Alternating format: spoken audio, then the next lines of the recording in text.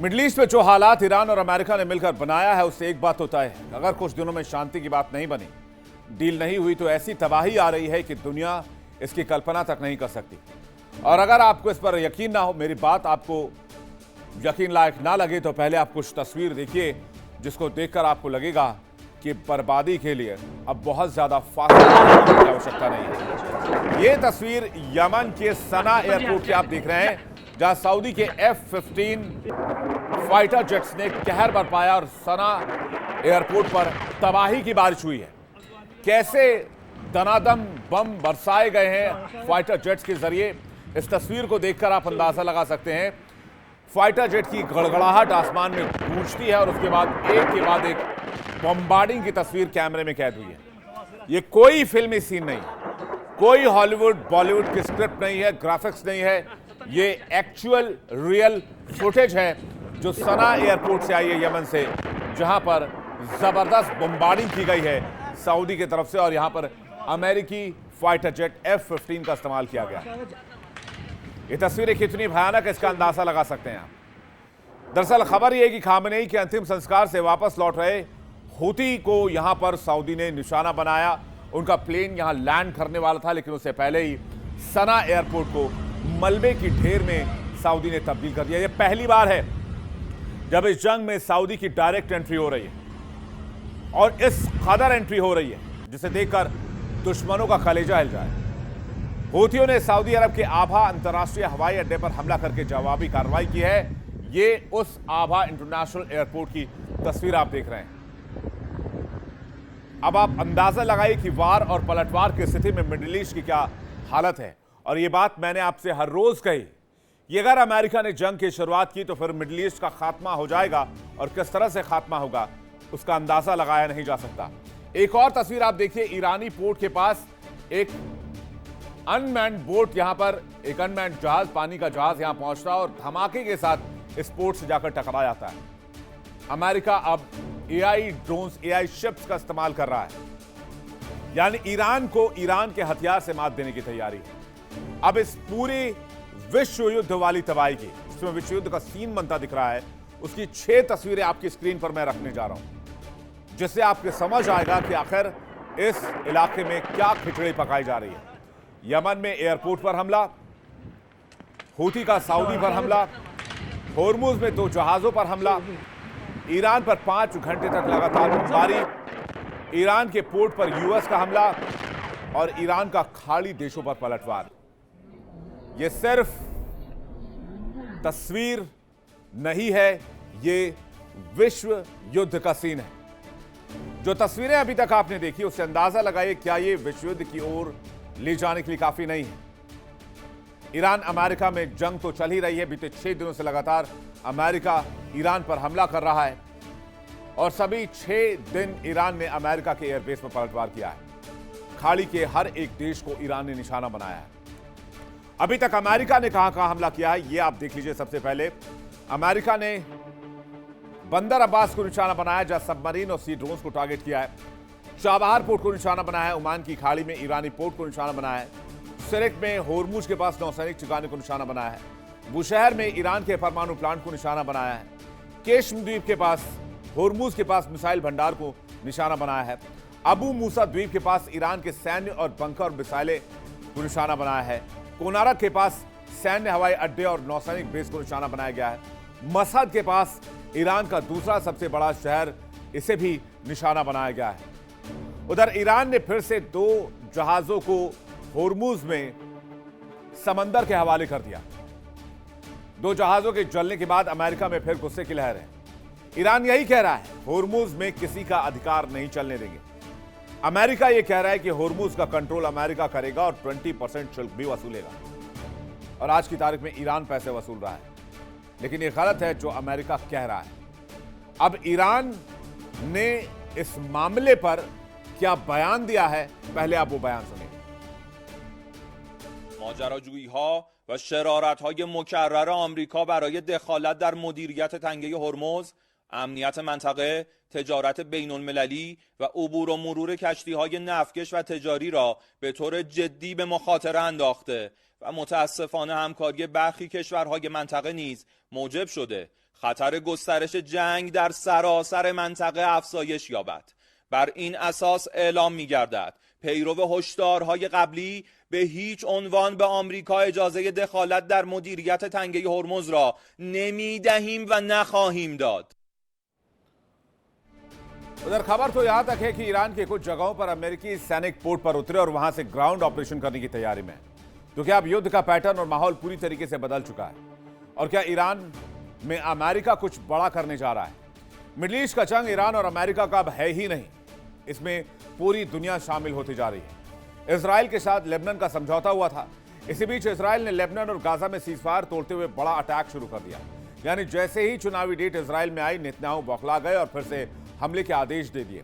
उधर middle east में इस बीच हूती और सऊदी, यानी कहें तो यमन और सऊदी में टकराहट बढ़ गई है।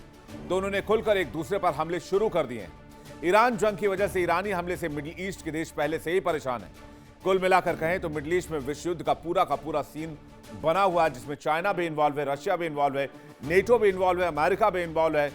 इसके अलावा मिडिल ईस्ट भी इन्वॉल्व है। लगातार ईरान पर अमेरिका के हमले की वजह से पुतिन ने अपना सबसे खतरनाक एयर कमांड सिस्टम यानी कि डूम्सडे प्लेन भी ईरान में उतार दिया है।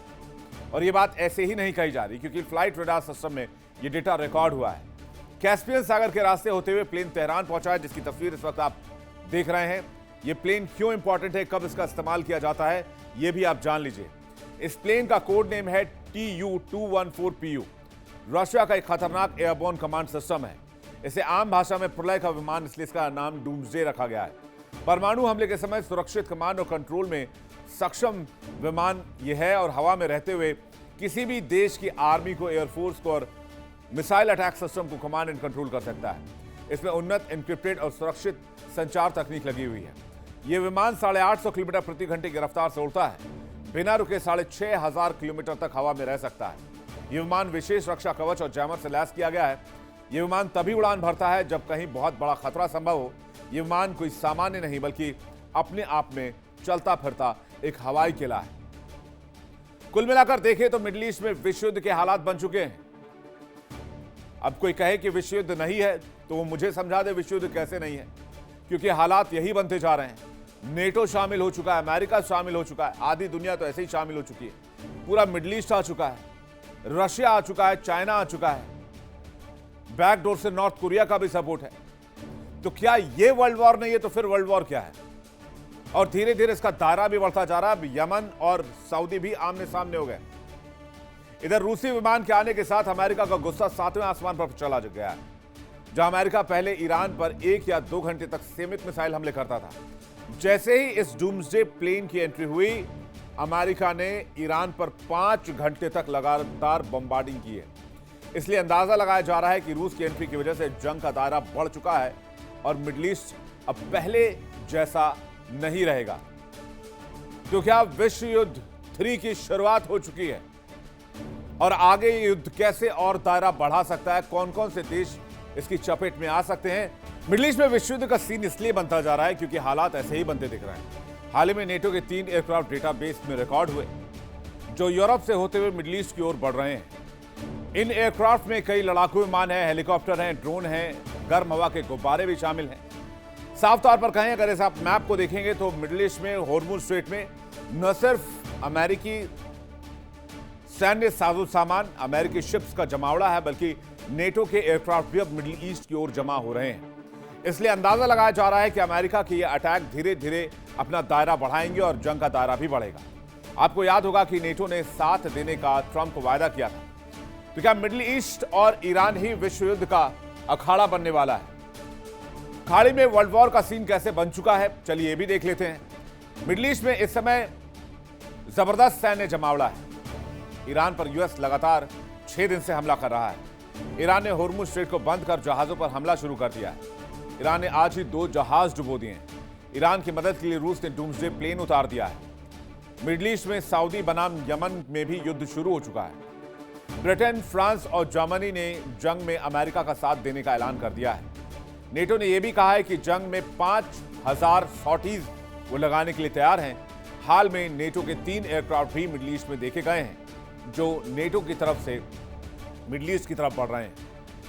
जंगी दायरा और विश्व युद्ध के सीन में एक बड़ा कदम ब्रिटेन ने भी उठाया है। ब्रिटेन ने IRGC को आतंकी संगठन घोषित कर दिया है और कहा है कि जब भी जरूरत होगी वो उस पर एक्शन लेगा। यानी ब्रिटेन और फ्रांस भी इस जंग में शामिल हैं।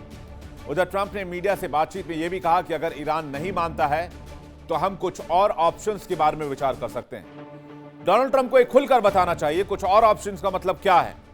आपने बॉम्ब का इस्तेमाल कर दिया, आपने बंकर बस्टर का इस्तेमाल कर दिया, आपने मिसाइल्स का इस्तेमाल कर दिया, आपने F-35 फाइटर जेट का इस्तेमाल कर दिया, तो क्या डोनाल्ड ट्रंप न्यूक्लियर वेपन का इस्तेमाल करेंगे? क्योंकि एक देश के लिए पूरी दुनिया को खतरे में नहीं डाला जा सकता और पूरी दुनिया का गैस और तेल नहीं रोका जा सकता। इसलिए जरूरी लगा तो अमेरिका ये कह रहा है कि हम टैक्टिकल न्यूक्लियर का इस्तेमाल पर विचार कर सकते हैं। हालांकि ऑफिशियल बयान नहीं, अंदर खाने की खबर है। इजराइल के मुताबिक ईरान पर एक सीमित न्यूक्लियर वेपन के इस्तेमाल की कोशिश हो सकती है। उधर डोनाल्ड ट्रंप ने इस हमले को लेकर क्या कहा है, आगे की रणनीति के बारे में क्या बताया है, आप खुद सुनिए।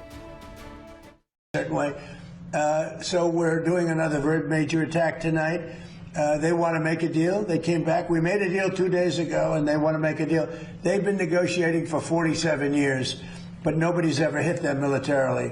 We're hitting them very hard. Thank you very much, everybody. Thank you very much. पिछले कुछ दिनों से लगातार अमेरिका ईरान पर हमला कर रहा है। बावजूद इसके ट्रंप ये कह रहे हैं कि आगे हम ईरान पर और बड़ा हमला करेंगे। तो क्या सच में अमेरिका किसी ऐसे वेपन का इस्तेमाल करने जा रहा है जो मास डिस्ट्रक्शन कर सके? हमें नहीं भूलना चाहिए कि दुनिया में भले ही 9 परमाणु संपन्न देश हैं, लेकिन अभी तक सिर्फ और सिर्फ अमेरिका ने ही इसका इस्तेमाल किया है। उधर मिड टर्म इलेक्शंस अमेरिका में होने वाले हैं और पहले अमेरिकी जो जंगी हार है उसको भुलाने के लिए कुछ बड़ा कर सकता है। अमेरिका अपनी पकड़ मजबूत करने के लिए, दुनिया भर में अपनी दादागिरी को एस्टैब्लिश करने के लिए कुछ बड़ा मूव ले सकता है और इसी डर की वजह से पूरी दुनिया बेचैन है।